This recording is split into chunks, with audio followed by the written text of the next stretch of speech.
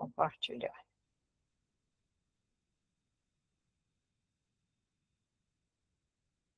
Então, vamos lá, aula número 4, de contextualização missionária.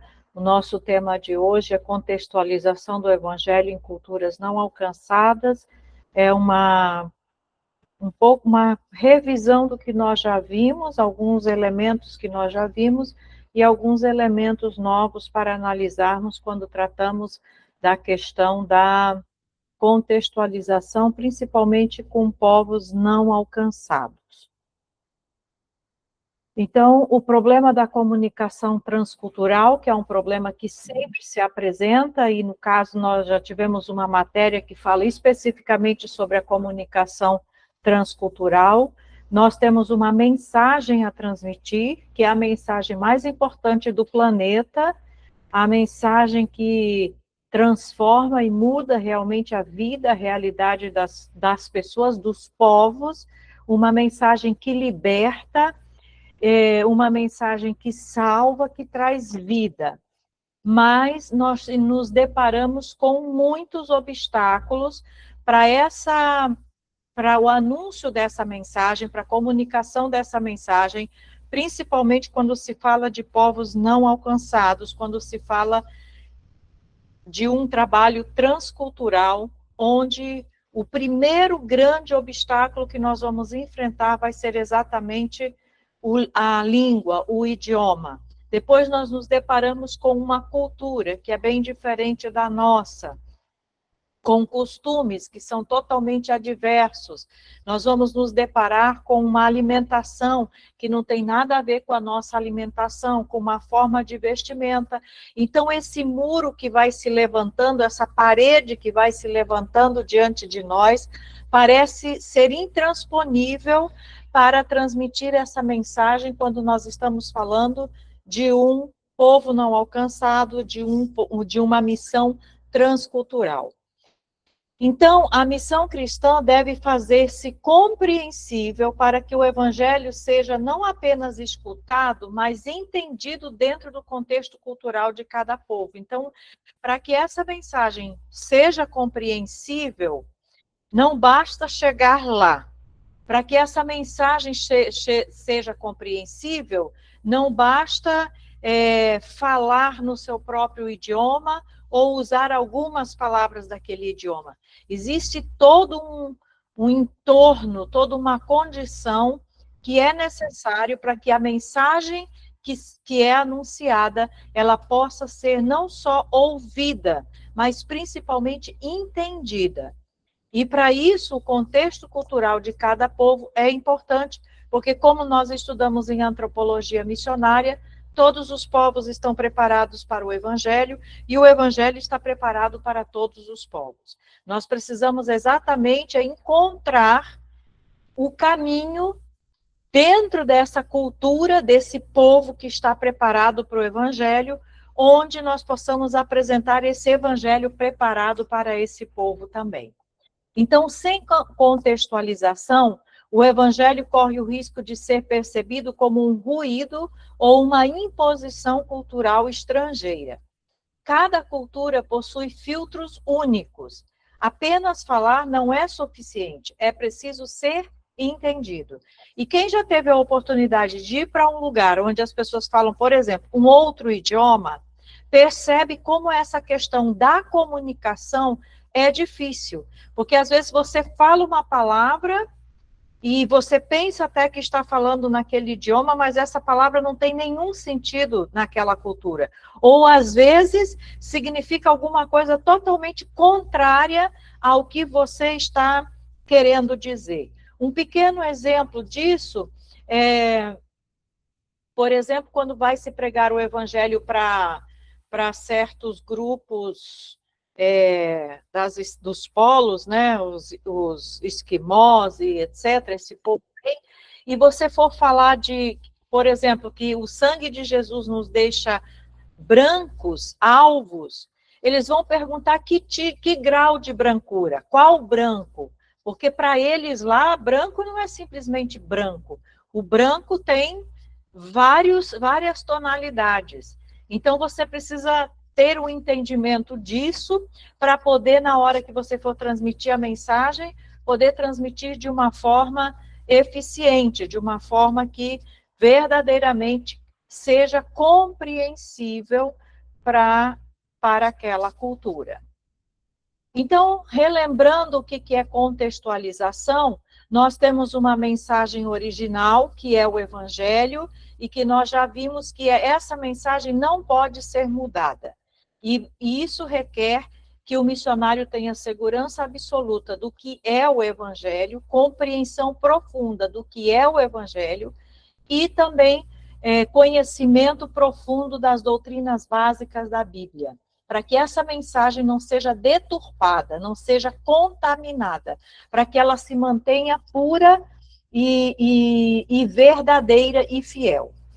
E aí, ela precisa chegar lá na outra cultura com sentido, na cultura receptora. E para isso, é necessário a interpretação dessa mensagem, adaptando-a para o entendimento daquela cultura. Isso seria a contextualização. Então, a mensagem permanece a mesma, a forma como essa mensagem vai ser apresentada pode mudar, podem ser utilizados diferentes métodos e meios para que essa mensagem chegue na cultura fazendo sentido para aqueles que estão ouvindo. Um outro exemplo disso um exemplo que é a própria Bíblia. Por exemplo, na Bíblia, no português, quando nós falamos de amor, só existe uma palavra para amor. Amor. Seja amor de pai, amor de filho, amor de amigo, amor de casais, é amor. Amor de Deus é amor. Mas quando a gente vai, por exemplo, para o grego, existem 6 palavras para definir amor. Cada tipo de amor é um amor. Então, é uma palavra diferente. Por isso, nós precisamos entender exatamente qual é a palavra que melhor vai se encaixar, que melhor vai traduzir, que melhor vai significar o tipo de amor, por exemplo, que se está querendo dizer, né? Então, quando se chega nas culturas, isso a gente precisa fazer. Esse é o papel da contextualização. Segundo esse escritor aqui, esse antropólogo e missiólogo, Paul Hiebert, é o processo pelo qual a mensagem de Cristo é interpretada de uma forma que tenha sentido para a cultura receptora. Então, o que é a contextualização? Relembrando, é a adaptação da apresentação, não da mensagem. Uma coisa que nós já falamos em outras aulas e que nós precisamos continuar lembrando. Não é a mensagem que vai ser adaptada. A mensagem continua a mesma. O conteúdo é o mesmo. A forma como essa mensagem vai ser apresentada é que precisa ser adaptada na nova cultura. O que não é? Não é alteração da mensagem central. Então, quando a mensagem central é alterada, então não está acontecendo uma contextualização. Aqui nós temos outra vez o exemplo do arquétipo bíblico de Paulo em Atenas, que está lá em Atos 17, né? Qual era o desafio? Era uma audiência grega que desconhecia as escrituras hebraicas e a cosmovisão judaica. Eles não sabiam nada de judaísmo. Qual foi a ação de Paulo? Ele utilizou referências da cultura grega, poetas locais e o altar do Deus desconhecido como pontos de partida para poder pregar o evangelho. E o resultado foi que ele conectou Cristo ao conhecimento prévio dos ouvintes sem sacrificar a verdade, legitimando a mensagem aos ouvidos dos gregos. Então, por exemplo, em pedagogia, uma das coisas que a gente aprende é que a gente sempre parte dos conhecimentos que os alunos já têm para ensinar um conhecimento novo. Então, para você partir do conhecimento que eles já têm, você precisa sondar primeiro, identificar, conhecer, saber quais são as informações e os conhecimentos que eles já têm sobre alguma coisa, para então partir para um conhecimento novo. No caso da contextualização, é mais ou menos isso que tem que acontecer também. Eu preciso identificar quais são as ideias, os pensamentos, os sentimentos, as filosofias de vida que aquela cultura tem, e aí, a partir desse conhecimento que eles têm, apresentar uma coisa nova, conduzi-los a um novo conhecimento, considerando o conhecimento que eles já têm e a cultura que eles têm. Então, o espectro da contextualização.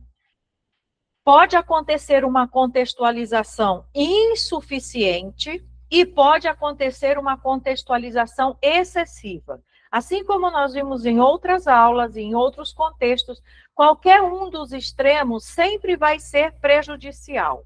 A contextualização não pode ser insuficiente, porque senão ela vai transmitir rigidez ou irrelevância.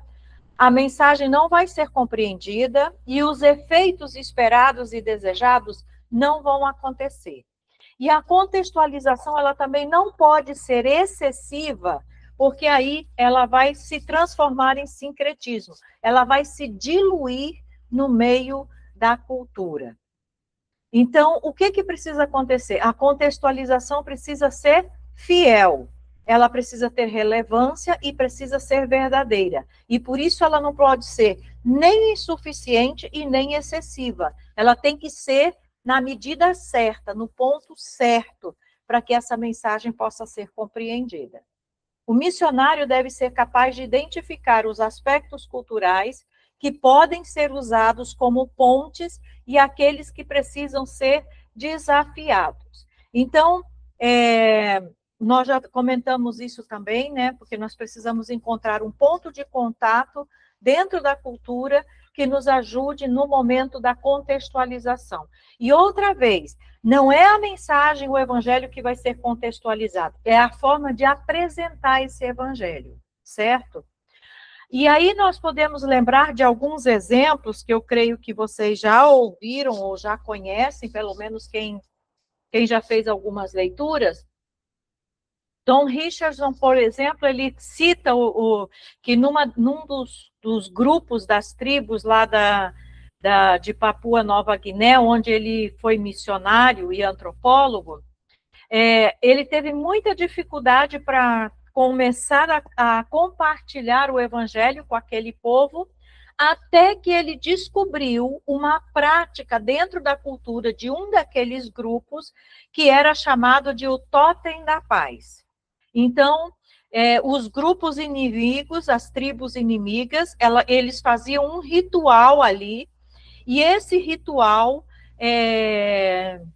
tinha, se não me equivoco, uma criança, e essa criança ficava sendo como que o Totem da Paz, era o símbolo da paz entre aquelas duas tribos. Então, quando Don G. Richardson percebeu esse elemento que existia dentro da cultura daquelas tribos ali da onde ele evangelizou, o que aconteceu? Ele percebeu que isso era exatamente o ponto que ele precisava para poder pregar o evangelho para aquelas tribos que viviam em guerras, que eram canibais, que eram assim terríveis, né? E qual era esse ponto? Exatamente que Jesus era esse, assim como eles tinham ali uma criança que representava a paz entre essas duas tribos, que seria esse totem da paz, também existia, Deus havia enviado o seu filho para ser o totem da paz entre o homem e Deus. E aí, Efésios lá fala, né, que Jesus veio para fazer a paz, ele derrubou as barreiras e fez a paz entre os povos. Então, quando ele encontrou esse ponto de contato, que era algo que estava ali na cultura daquelas tribos, ele pôde pregar o evangelho e eles entenderam a mensagem do evangelho. Então, é disso que a gente está falando quando se fala de contextualização. Um outro exemplo que eu creio que também vocês já ouviram, já foi mencionado uma vez, é aquele exemplo que também aconteceu ali entre certas tribos que eram inimigas, e para fazer a paz havia um ritual que simbolizava o nascimento de uma criança. Então, uma criança, por exemplo, de uma das tribos inimigas, nascia como se fosse viver na outra tribo, e vice-versa. Então, a criança do inimigo agora fazia parte daquela outra tribo, e a cada uma das tribos que era inimiga tinha que cuidar dessa criança do outro, porque essa criança representava a paz entre a união, a aliança entre essas tribos. E quando também o missionário percebeu esse ritual, um dia, quando ele já estava quase querendo desistir, que não encontrava jeito de pregar o evangelho ali, quando ele viu esse ritual, ele entendeu que através disso ele podia falar sobre o novo nascimento que estava na Bíblia, porque é exatamente isso que a Bíblia fala. Nós éramos inimigos de Deus e Jesus vem e nasce para que nós pudéssemos ser feitos amigos de Deus. Então, a questão do novo nascimento, né?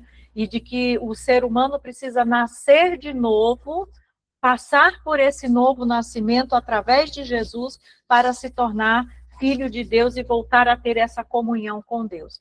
O outro exemplo que também foi já mencionado em aulas anteriores é o barco emissário.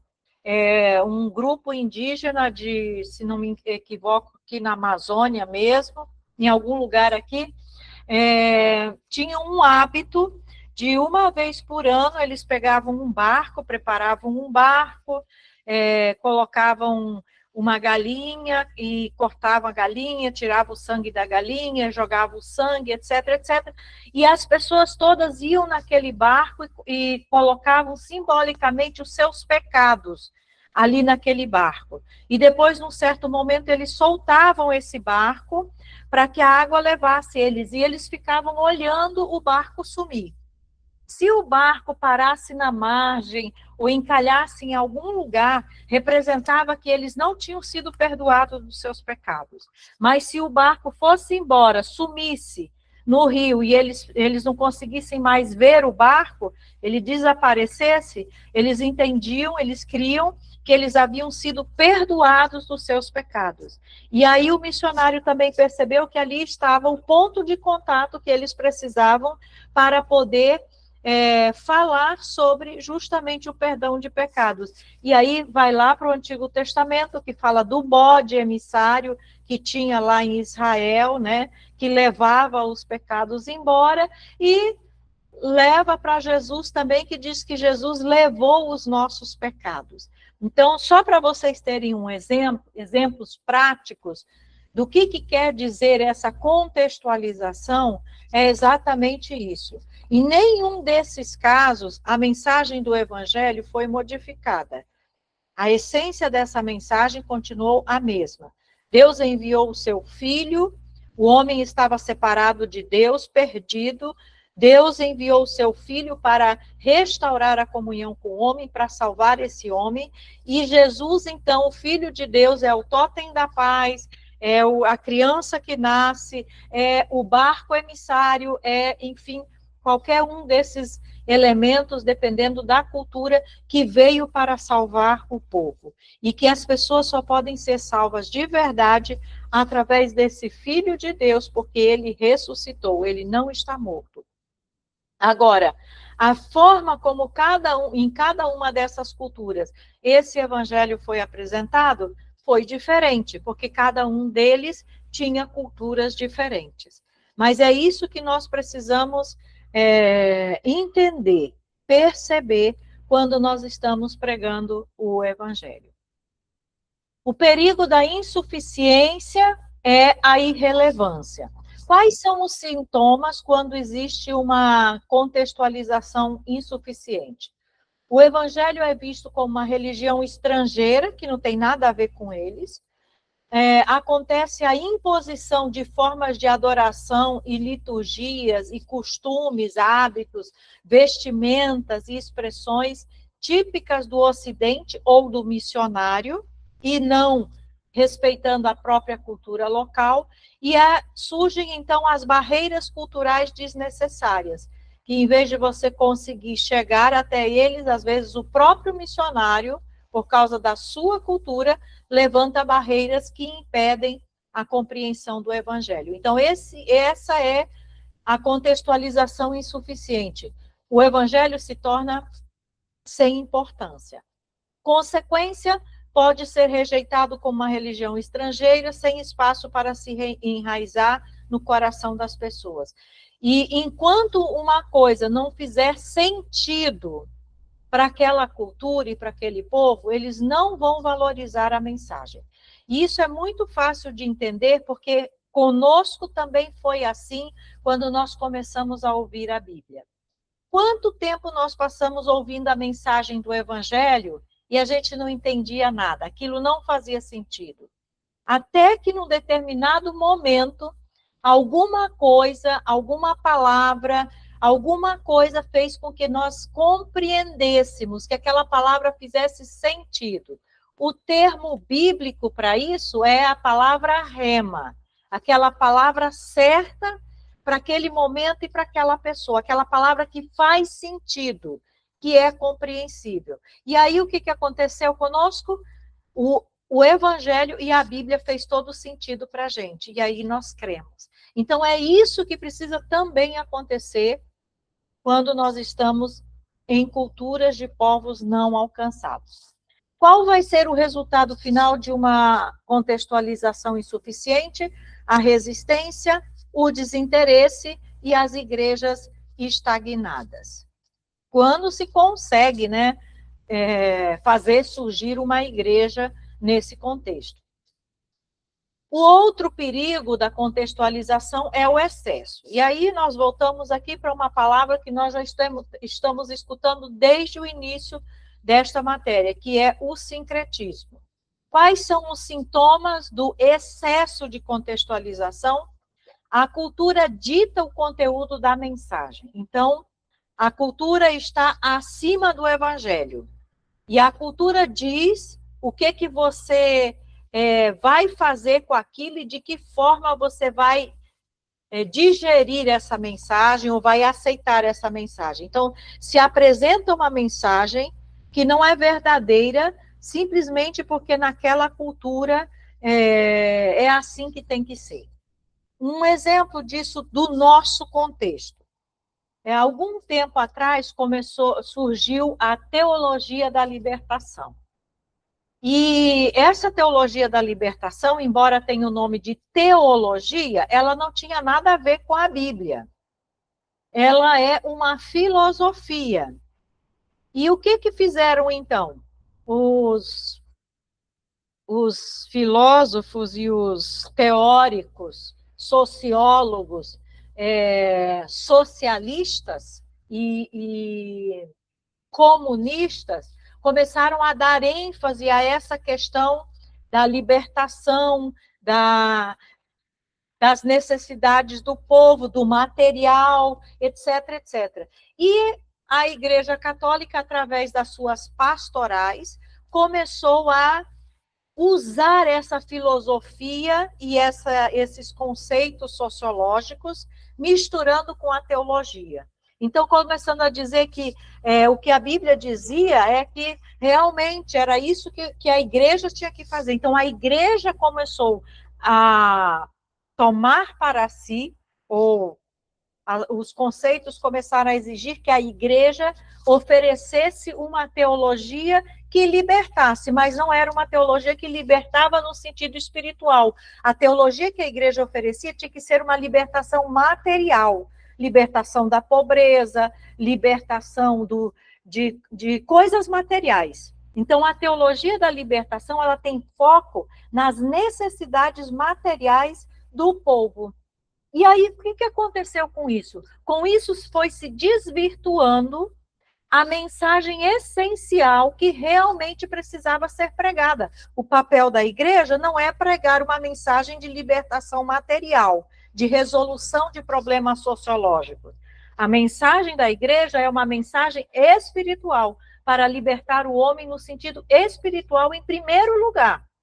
O resto é consequência dessa libertação espiritual, da salvação que ele vai encontrar. Então, hoje nós vemos que essa teologia da libertação, ela ultrapassou o contexto da Igreja Católica e ela chega também dentro das igrejas evangélicas. Hoje a gente vê as igrejas evangélicas fazendo um esforço enorme e hiper preocupadas com as necessidades sociais do mundo, como se fosse a igreja que tivesse que resolver os problemas do mundo. E não é assim. A igreja está no mundo para pregar o evangelho. Os problemas sociais do mundo devem ser resolvidos pelos governos que existem, e não pela igreja. Então, como aí aconteceu um sincretismo excessivo, o evangelho foi misturado com a cultura e ele se dissolveu, ele desapareceu. O que conta realmente é aquilo que as filosofias e as teorias consideravam. Então, aí nós temos um exemplo do que acontece hoje dentro do nosso contexto aqui, e que as igrejas evangélicas foram afetadas por esse sincretismo. E hoje você vai nas igrejas evangélicas, a maioria das igrejas evangélicas não conseguem pensar em igreja e em evangelho sem olhar para as questões sociais. E eu não estou querendo dizer com isso que as questões sociais estão erradas. Não, não está errado. Mas a questão é que a ênfase está trocada. A ênfase é mais em questões sociais do que nas questões espirituais. O evangelho deixou de ser o essencial. O essencial é o material. Se tiver a possibilidade, eu prego o evangelho. Ou então é aquele evangelho muito, muito água com açúcar. Deus te ama e tem um plano maravilhoso para a sua vida. Você não pode sofrer. Deus não te fez para sofrer. Isso não é o evangelho. Então, aí nós temos um exemplo claro da nossa cultura do que é esse excesso de contextualização. Então, os sintomas, a perda da distinção cristã e da singularidade bíblica. Hoje em dia, essa questão social, por exemplo, não diferencia mais nada de ninguém. É tudo a mesma coisa, é tudo igual. Então, a incorporação à crítica de práticas religiosas locais acontece exatamente por esse excesso de sincretismo. E quando nós estamos numa cultura nova, uma cultura que nós estamos começando a conhecer, é que nós precisamos ter cuidado redobrado para não cairmos nessa falha e nesse problema. E às vezes até inocentemente, com boas intenções, com a intenção de querer que eles entendam o evangelho. Mas, às vezes, o que nós vamos... a forma como vamos contextualizar pode levar a esse excesso. Quais são as consequências? Quando a cultura começa a ditar o conteúdo da mensagem, corremos o risco de comprometer a fidelidade da palavra. E aqui, também, voltando ao mesmo exemplo, como que essa consequência está presente hoje? Por causa dessa questão da teologia da libertação, o ser humano é um coitadinho e ele não pode sofrer, ele não deve sofrer, Deus não quer que ele sofra, etc, etc, essas coisas. O que acontece? Não se prega mais que o homem está condenado à morte, não se prega mais que o homem está sob o juízo de Deus, não se prega mais que se ele não se arrepender, ele vai para o inferno, porque essa mensagem ofende. Então, eu não posso ofender. Então, o que eu vou fazer? Eu não vou falar isso, eu vou só falar aquilo que agrada. Olha, Deus te ama, Deus tem um plano maravilhoso para a sua vida, Deus quer mudar a sua história, a sua situação. E aí o homem fica crendo que ele é merecedor da graça e da misericórdia de Deus, quando a Bíblia diz que nós não merecemos nada. Se nós merecêssemos, não seria graça. E se nós merecêssemos, nós não precisaríamos que Deus fizesse qualquer coisa. Então, o fato, essa influência da teologia da libertação e esse excesso de cultura e escassez de evangelho faz com que o anúncio desse evangelho seja dessa forma. E nós temos visto isso. Hoje é assim, é difícil nas igrejas você ver alguém pregando sobre pecado, sobre as consequências do pecado, sobre arrependimento, porque essas mensagens ofendem, chocam, espantam as pessoas, e aí está um grande erro que nós vemos presente no nosso mundo. Resultado final, um cristianismo superficial e relativização dos ensinos. Então, eu só vou ensinar isso, porque isso aqui não pode, isso aqui é isso aqui é aquilo outro, então eu só vou ensinar isso aqui. Aí tá. Então, é um perigo que nós temos. Vamos ver, então, agora alguns princípios que nós precisamos ter claros como missionários em uma cultura nova e principalmente em um povo não alcançado. Primeiro princípio é o missionário como aprendiz. É preciso fazer uma imersão cultural total, aprender a língua e expressões idiomáticas locais. Esse é o primeiro passo. Então, chegou lá, antes de ir, você já deve estar estudando a língua, aprendendo o idioma do lugar para onde você vai. E, quando você vai para um lugar que não tem ainda o idioma sistematizado, registrado, você vai ter que aprender lá, em loco, certo? Então, esse é o primeiro passo. Você chega lá como missionário, você não vai chegar para ensinar nada. A primeira coisa que você vai fazer é aprender. Aprender o idioma, as expressões idiomáticas locais, porque tem certas palavras que num lugar são inocentes, em outro lugar são ofensivas. Tem certas palavras ou certas expressões, e expressões aqui que eu falo em todos os sentidos. Por exemplo, um abraço. Em algumas culturas, abraçar é normal. Em outras culturas, o abraço é um escândalo. Então, todas essas coisas precisam ser aprendidas primeiro, para depois poder transmitir a mensagem do Evangelho. Então, compreender a cosmovisão e os valores profundos. Você precisa aprender, entender como eles veem o mundo, como eles entendem o mundo, a existência humana, etc. E quais são os valores que realmente aquela cultura tem. Que valores eles valorizam? Sendo bem redundante aqui. Que valores regem essa cultura? Depois, deixar de ser o mestre estrangeiro para ser o estudante da cultura. Então, você vai chegar numa outra cultura, você vai chegar como um estudante. E é uma excelente forma de entrar em alguns lugares como estudante. Os missionários devem se tornar estudantes da cultura, aprendendo a língua, os costumes e as crenças da comunidade. O segundo princípio é identificando pontos de contato. Aí nós já mencionamos alguns exemplos e já falamos disso também em outras aulas. Qualquer momento que você vai pregar o evangelho numa cultura diferente, seja ela qual for, seja uma cultura já, digamos assim, civilizada, ou seja uma cultura completamente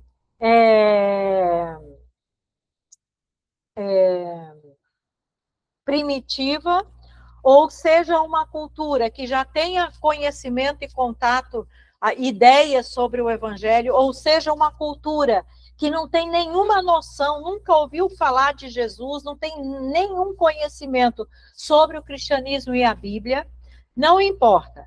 Se é uma cultura diferente da nossa, nós precisamos identificar esses pontos de contato que vão nos permitir pregar o evangelho de uma forma mais compreensível. Então, nós temos uma verdade bíblica e nós temos uma realidade cultural.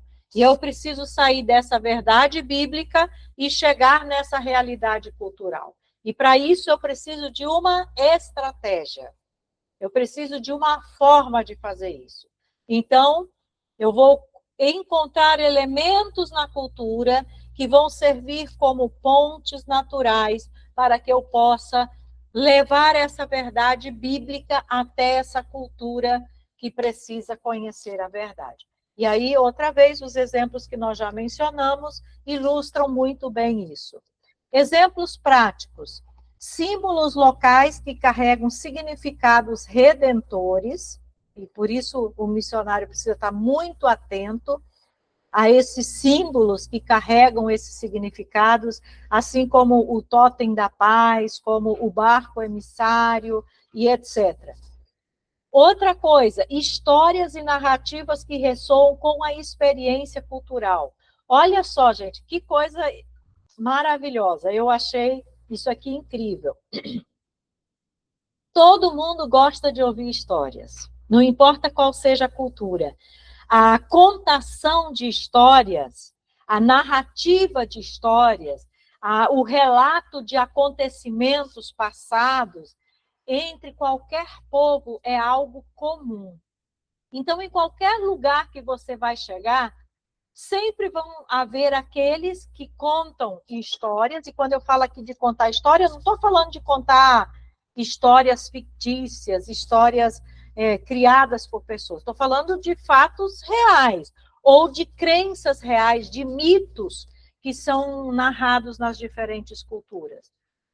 E essas histórias, elas justamente podem nos ajudar nessa, como um método para conduzir a mensagem para uma realidade diferente. Como a história é uma coisa presente em qualquer cultura, quando o missionário ganha confiança naquela cultura, o que pode acontecer? Ele pode ouvir as histórias deles, das culturas deles, e depois pedir que eles ouçam uma história da cultura do missionário. Só que a história que ele vai contar são as histórias bíblicas. Então, olha só que ferramenta maravilhosa que nós temos para utilizar em contextos de povos não alcançados. A contação de histórias. E aí, claro, existem formas de contar uma história de uma forma bem interessante, bem chamativa. Mas eu nunca tinha pensado nessa ferramenta da contação de histórias, eu particularmente, nunca tinha lido e nem nunca tinha ouvido ninguém falar sobre a questão da contação de histórias e narrativas na experiência cultural do outro. E realmente isso funciona, porque todos gostam de ouvir histórias. Em qualquer continente que você for, tem as histórias próprias. Você vai na África, eles têm muitos contos, muitas histórias. Você vai na Europa, inclusive alguns contos que nós utilizamos até no nosso contexto que nós conhecemos, citando aqui uns exemplos bem infantis, por exemplo, Chapeuzinho Vermelho, A Bela Adormecida, Cinderela, foram histórias que vieram da Europa. Então, ali eles têm também histórias. Se você for aqui na América do Sul, entre os indígenas, você vai ver que eles têm histórias incríveis, fantásticas. Se você for no Oriente, quantas histórias eles não têm? Muitas histórias. Então, as histórias são uma ferramenta interessante e bastante útil para poder explicar o evangelho para aquela nova cultura. E olha só que coisa incrível. Vocês sabiam que Jesus utilizou essa estratégia para comunicar a mensagem dele na época que ele esteve aqui na Terra? Exatamente. Nós vemos Jesus contando muitas histórias, as parábolas. Então, ele utilizava histórias que estavam associadas com o contexto de vida deles, histórias que tinham a ver com a agricultura, com a construção, com coisas que faziam parte do cotidiano deles, e através dessas histórias, que eram coisas familiares para eles, Jesus ensinava a verdade bíblica, a verdade espiritual que ele queria ensinar. Então, olha aí, que ferramenta extraordinária um missionário pode ter utilizando as histórias.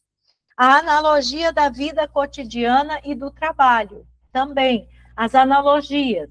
Você vê algum hábito, algum costume, alguma forma de trabalho naquela cultura que pode servir como uma analogia para apresentar uma verdade bíblica.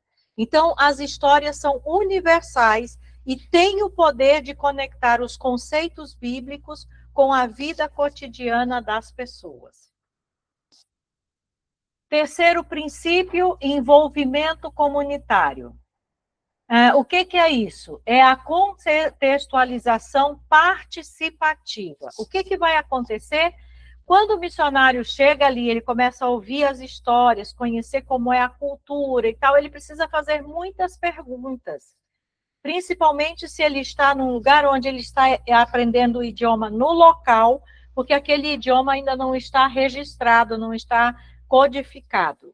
Então, é muito importante que as palavras que ele vai aprendendo e as palavras que ele vai falando ou querendo traduzir tenha essa participação de pessoas do lugar aonde ele está, para que ele possa verificar, através dessa participação, que palavras fazem sentido e que palavras não fazem sentido, que expressões são compreensíveis e que expressões não são compreensíveis, né?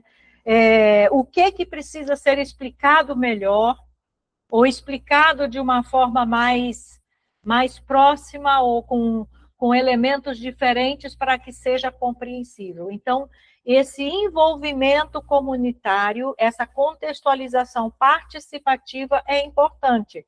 E isso vai ter um duplo resultado. Vai ter um resultado que o missionário vai entender melhor aquela cultura e vai conseguir transmitir, obviamente, o evangelho de uma forma mais eficiente, e, ao mesmo tempo, aquela cultura vai conseguir entender aquele missionário que está ali, as formas como ele se expressa e tudo mais, e dessa forma gera um laço, um vínculo que facilita esse trabalho de pregação do evangelho. Então, qual é a ação? Incluir líderes e membros locais no processo de tradução cultural da fé. Então, isso é importante. Qual é o benefício-chave? Garante a autenticidade da expressão, cria senso de pertencimento, a fé se torna deles e não nossa, porque eles estão participando disso, e facilita a expansão orgânica do evangelho. Não sei se vocês lembram de um exemplo que é citado pelo Don Richardson, que quando as pessoas de um determinado povo lá, por onde ele andou, entenderam o que era o evangelho, não foi necessário nem que o missionário fosse pregar o evangelho nos lugares onde eles queriam pregar. As próprias pessoas da cultura deles que entenderam, eles mesmos chegaram nas aldeias e nos lugares anunciando essa mensagem, e o resultado foi a salvação de muitas aldeias e muitas pessoas naquele lugar. Então, os próprios nativos acabam se tornando os comunicadores, os pregadores dessa mensagem. Agora, o que nós precisamos é justamente garantir que ele entenda corretamente essa mensagem. Então, Hiebert sugere que a participação da comunidade permite a apropriação significativa da fé. O quarto princípio é a avaliação constante. Então, eu passei pelos próprios 3 princípios, eu me tornei um estudante, um aprendiz, eu me envolvi com a cultura, tive uma contextualização participativa, etc, etc. Chega um momento que eu preciso estar avaliando, e essa avaliação ela tem que ser constante. Eu preciso observar, comunicar, avaliar, adaptar. Cada mensagem, cada sentido que eu quero que as pessoas entendam, precisa passar por esse processo. Se eu digo uma verdade, por exemplo, do Evangelho, eu preciso observar como essa mensagem vai ser, qual é a forma, o ponto, o momento, a ponte que eu tenho para comunicar essa mensagem. Eu encontrei, então eu vou comunicar. Eu comuniquei. Aí eu preciso ver como é que as pessoas estão entendendo e reagindo a essa mensagem. Eu preciso fazer essa avaliação. Eu fui clara, eu fui eficiente, eu errei, eu preciso mudar, não é desse jeito, e aí eu preciso fazer as adaptações, e esse ciclo tem que ser constante, constante, até que realmente se tenha um domínio completo daquela cultura, e aquela cultura tenha entendido completamente a mensagem do Evangelho. Então, qual é o insight? As culturas evoluem e a abordagem também deve evoluir. Gente, as culturas não são estáticas. Ninguém é sempre a mesma coisa. Nenhum lugar é sempre a mesma coisa. Os anos vão passando e as coisas vão mudando. Às vezes melhoram, às vezes pioram. Então, quando nós vamos pregar o Evangelho, nós também precisamos estar atento a essas mudanças culturais que vão acontecendo, para que a mensagem possa continuar sendo pregada de uma forma compreensiva. Por exemplo, vamos imaginar que chegue um missionário aqui no Brasil para pregar o Evangelho numa cidade dessas que existem aqui no Brasil, que não tem nenhum crente, nenhuma igreja evangélica.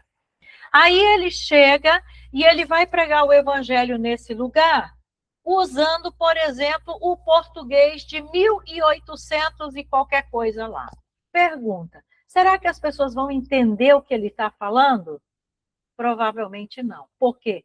Porque as expressões daquela época já não são mais usadas hoje. E algumas palavras que eram usadas naquele tempo, o significado delas já mudou, já foi alterado. E certas palavras não significam mais o que significavam, tem outro sentido.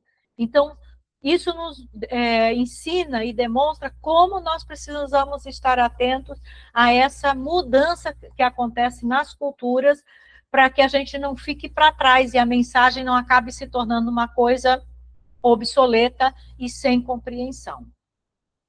Qual é o objetivo? Assegurar que o Evangelho permaneça relevante e fiel à medida que a sociedade muda.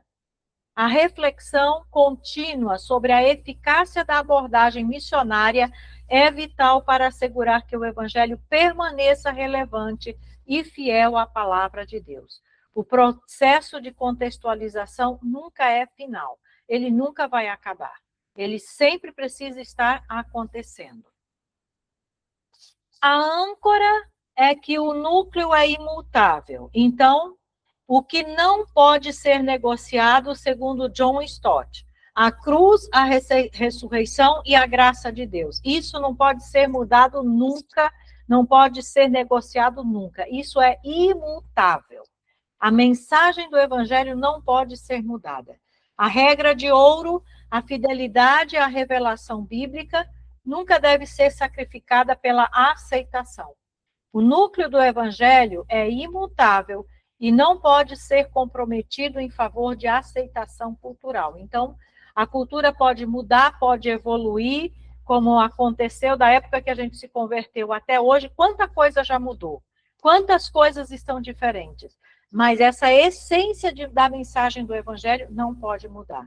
E nós temos um exemplo prático também. Vamos pensar na igreja primitiva. Quando Jesus morreu, ressuscitou, teve o dia de Pentecostes e a igreja começou a existir e começou a funcionar no mundo e se espalhar pelo mundo. Quantas coisas aconteceram no mundo de lá para cá? Quantas mudanças sociais, políticas, religiosas, econômicas, quantas guerras, quantas calamidades, quantas perseguições, quanta coisa aconteceu. Quantas tentativas de anular, de acabar com o Evangelho e com a mensagem bíblica aconteceram durante todo esse tempo da história. Mas nós estamos aqui no século 21 e essa mensagem chegou até nós. Então, o mundo pode virar de perna para o ar, pode acontecer um montão de coisas. Daqui a 10 anos vai ser muito diferente do que é hoje. Mas essa mensagem precisa continuar a mesma, porque ela precisa chegar até lá onde for necessário, até que Jesus arrebate a sua igreja. Então, por isso, hoje, nós, como missionários, somos responsáveis em manter a integridade dessa mensagem, independente de onde estivermos. Então, o missionário em povos não alcançados e em culturas diferentes, ele precisa ter um discernimento crítico, que é a aceitação versus a transformação. Quando se trata da cultura, eu preciso discernir de forma bem racional se alguma coisa daquela cultura pode ser aceita sem nenhum problema, ou se o que daquela cultura precisa ser rejeitado ou transformado. Então, existem expressões culturais e elas precisam, todas as expressões culturais precisam passar por uma peneira, por um filtro. Vai haver coisas que vão precisar ser rejeitadas. Vai haver coisas que vão precisar ser confrontadas para serem transformadas. E vai haver coisas na cultura que não tem problema nenhum e que vão poder ser aceitas sem nenhum problema. Então, esse arqueólogo também, esse antropólogo e missiólogo, ele fala que essa questão do discernimento crítico e do tratamento da cultura entre aceitar e transformar é uma dança delicada. É preciso manter a pureza e integridade da mensagem, mas é preciso também permitir a influência cultural na apresentação e as formas externas. A ação crítica é avaliar todas as expressões culturais à luz da verdade revelada. Qual é o insight? O evangelho deve desafiar a cultura onde ela conflita com Deus. Não é aceitação à crítica. Então, por exemplo, os costumes, as coisas culturais que confrontam, que são contrários à natureza de Deus, à pessoa de Deus e às verdades do evangelho, precisam ser confrontadas para que aquelas práticas sejam transformadas. Agora, claro, é preciso toda uma sabedoria para fazer essa confrontação, utilizando a própria cultura, de tal forma que essa confrontação gere arrependimento e gere transformação. Porque confrontar para não transformar não serve de nada. É preciso confrontar para que haja verdadeira transformação. Então, um checklist do missionário transcultural. Primeiro, imersão. Estou aprendendo como um estudante da cultura? Segundo, ponto de contato. Identifiquei pontes naturais e histórias locais? Terceiro, participação. A comunidade local está envolvida no processo? Quarto, fidelidade. O núcleo, a cruz e a graça está preservado? E, por último, a avaliação. Estou disposto a adaptar métodos que não funcionam? Então, eu preciso ter essa listinha, esse checklist, sempre bem claro diante de mim como missionário transcultural. E aproveitando aqui a oportunidade, a deixa, provavelmente em junho, nós vamos ter uma atividade transcultural para fazer, e os alunos, principalmente os concluintes, né, a Cristina, a Renata, a Letícia não está aqui próxima, mas ela vai ter que fazer de alguma forma, com algumas adaptações. Nós vamos ter uma atividade missionária numa aldeia indígena de índios guaranis, e que tem uma característica muito interessante. As crianças da aldeia não falam português, só falam guarani. E os adultos, alguns adultos falam português, mas eles falam português com muita dificuldade. Então, está se abrindo uma porta, o cacique já deu autorização para um grupo ir lá, levar alguma ajuda. Nós vamos fazer um contato, e os alunos do Centec já vão ter ali uma oportunidade para começar a fazer o seu trabalho de conclusão de curso. Porque o trabalho de conclusão de curso, quem olhou lá no calendário, viu que ele tem a ver com justamente a questão da contextualização. Então, vocês vão ter que estudar e conhecer como é a cultura Guarani, e ali em loco, vocês vão tentar conversar com as pessoas, procurar ouvir as histórias da cultura deles, e tentar tudo isso que a gente está vendo aqui nessa aula de contextualização, vocês devem procurar colocar em prática nessa oportunidade que nós vamos ter de estar nessa aldeia de índios guaranis. Provavelmente vamos estar ali por 2 ou 3 dias, né? E aí vai ter essa oportunidade. Então, se atentem a isso, sugiro que quando vocês puderem, dê uma revisada nesses videozinhos que a gente tem mandado, esses vídeos curtinhos, façam anotações, no final eu vou mandar para vocês material para vocês lerem, dessas aulas que nós estamos tendo, e se prepare para esse momento, que eu creio que vai ser um momento muito importante, e você vai ter a oportunidade de colocar em prática o que nós estamos estudando.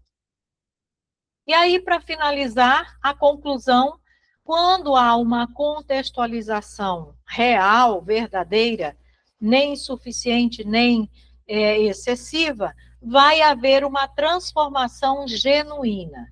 A contextualização, então, ela é arte e é ciência. É o caminho para que a fé não seja uma imposição, mas uma resposta do coração. Quando o evangelho é apresentado de forma culturalmente sensível e fiel à palavra, ele tem o poder de transformar vidas e comunidades inteiras. E sempre quando nós estamos numa cultura diferente, para a gente não correr o risco de querer diluir o evangelho ou mudar a mensagem para que as pessoas possam aceitar, porque às vezes a gente não quer que a pessoa entenda, a gente quer que a pessoa aceite. E elas não precisam aceitar, elas precisam entender. Nós precisamos lembrar que o evangelho é o poder de Deus para a salvação de todo aquele que crê. Então nós precisamos confiar no poder da mensagem do evangelho. Não importa qual seja o povo e a cultura, esse evangelho vai fazer o mesmo efeito que ele fez na nossa vida um dia. E isso nos ajuda a nos mantermos fiéis a essa mensagem que nós precisamos transmitir, independente da cultura que nós estamos. Ok? Então, vou deixar aqui de compartilhar. Retorno aqui. Alguma pergunta?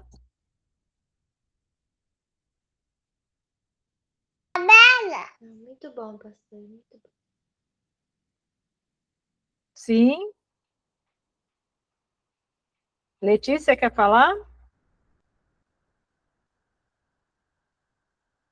Não? Cristina, alguma observação? Alguma pergunta? Não? Não assim. Não? Eduarda, alguma pergunta?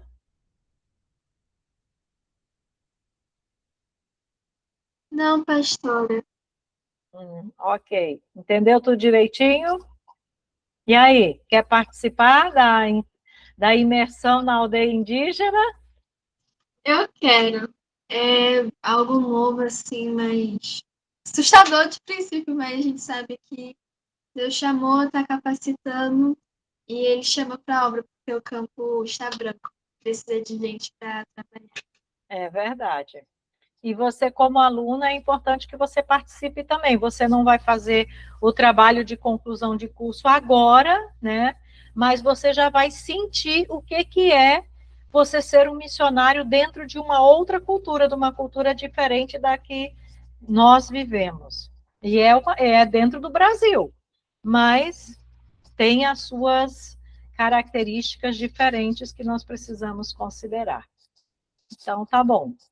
Letícia, nada? Hoje não, hoje tá tranquilo. Então tá bom. Então, nos vemos na quarta-feira, na nossa quinta aula. Vejam os vídeos. Se tiver dúvidas, perguntas, anotem. Na próxima aula, perguntem, ok? Vamos orar. Senhor, em nome de Jesus, eu quero te agradecer, te louvar e te bendizer, porque estamos, ó Deus, na tua presença. Obrigada, Deus amado, por esta aula, pelas tuas filhas, que o Senhor as abençoe, que o teu nome seja glorificado em todas as coisas. Fica conosco em nome de Jesus. Amém. Olha aí quem está aí! Oi, Elisa! Oi, Elisa! Você estava assistindo a aula hoje também, é? Hoje eu estou. Ah, muito bem. Tchau. Tchau. Tchau, Elisa. Tchau. Ih, hoje não quer falar, não. Não. Esse dedinho deve estar doce, hein? Ela pegou conjuntivite, coitada. Ah, meu Deus. Tchau, pastora. Tchau, paz.